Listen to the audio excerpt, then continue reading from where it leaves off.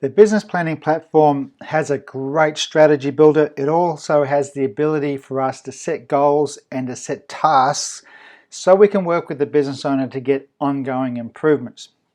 Now, in other sections, I've shown you how working on the what if button or the money button can get you the financial improvements. We've gone from a model A to a model B scenario. So let's go back into design one concreting. We made some changes to the business before. We made changes, for example, we increased some prices of some of the products and services. We made slight increases to the percentage, e.g. 1% of the unit sales to increase the number of units they could sell over time. But let's just go and have a look at the client data and go into how we start working with the client.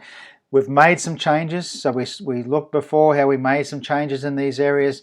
But let's now go and have a look at the strategy builder. So in here we can build strategies, and there's more than 1,000 strategies in this system. So we're looking at lead generation here, but before we made changes, say, to the average value of sale, and I'll just bring up that menu item again. There's 20 major areas within the strategy builder, and within those 20 areas there's just over 1,060 odd strategies that you have access to as a business advisor to give you a mental, I guess, jump into, well, where could I change the business, or what could I do now, as well as doing custom scenarios. So in here you'll see here we've got a strategy called increase price of main service. I'm just going to delete that one so you can see Scott, the person responsible. So within the key people area of the business, we've got people responsible. We've got start dates and completion dates, as well as the area the strategy's in. I'm just going to delete that one and show you, okay, we've done that, so let's get rid of it. If you look at this, in the area of average value, we've got this add strategy, and it'll go up into an area right now which is just looking at the average value strategies themselves. So it's pulled up a list here, and this isn't a list of the whole 1,000, this is just a list of the average value increase strategies.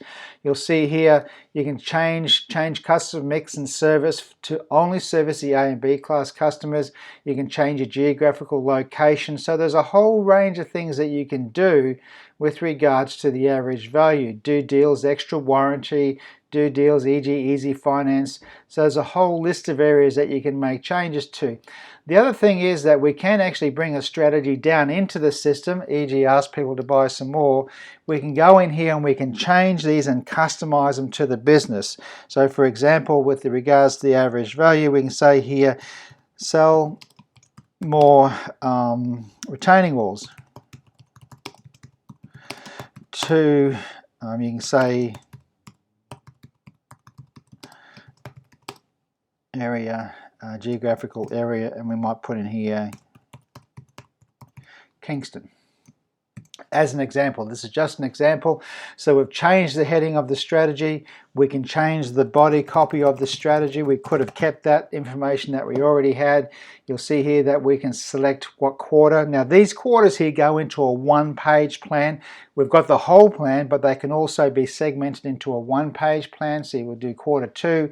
We can do a start date, when we're going to start working on that strategy, or when the owner's going to start working on that strategy, when we think there's going to be an expected completion, and who's going to be the main person responsible for that.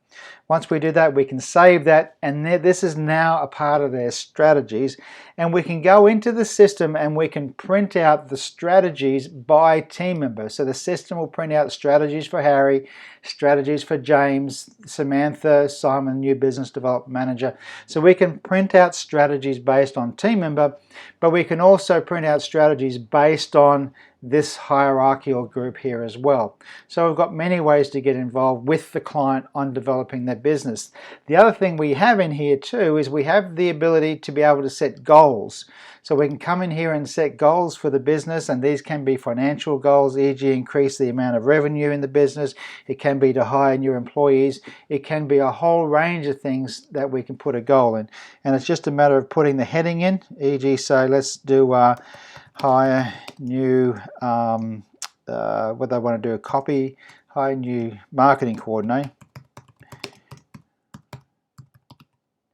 So we're going to hire a new marketing coordinator, and this is about delivery. So we want to be able to deliver. So we've got delivery, direction, goals, money, and time. I'm going to put this under direction and goals because we want to change some of the marketing direction.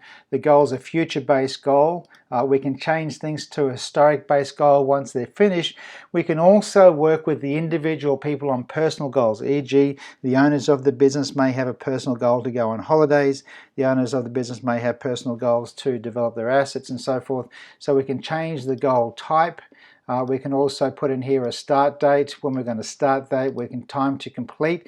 Now the time to complete is different than what you've seen before. E.g. we've got the first 13 weeks, so we break things into what we call 90-day segments. So we can meet with the client monthly, but we can also then do an extended meeting every 90 days, and then we go things like 4 months, 1 year, and so forth.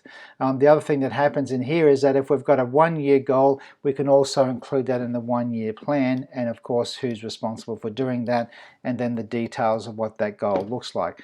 So we have a number of ways of working with the client. The system is very flexible, and the system has been produced so it gets a result for the client and their business, but it's also been produced for how you work with a client and the ease and ability for you to work with clients.